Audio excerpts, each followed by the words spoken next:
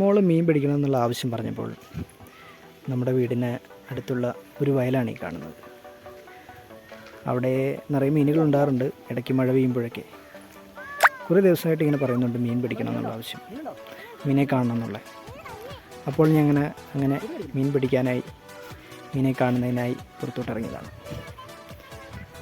അതിൻ്റെ വിശേഷങ്ങളാണ് ഇന്ന് ഞാൻ നിങ്ങൾക്കായി പങ്കുവയ്ക്കുന്നത്.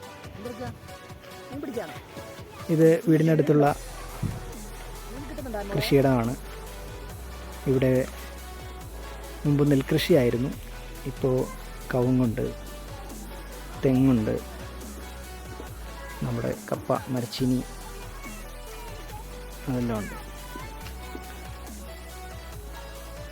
കുഞ്ഞുങ്ങളുമായി വൈകുന്നേരങ്ങളിൽ ഇവിടെ വന്നിരിക്കാൻ നല്ല രസമാണ്, നല്ലൊരു സായാഹ്നം. ഇന്ന് കാലാവസ്ഥ നല്ലൊരു കാലാവസ്ഥയാണ്, മഴയൊന്നുമില്ല.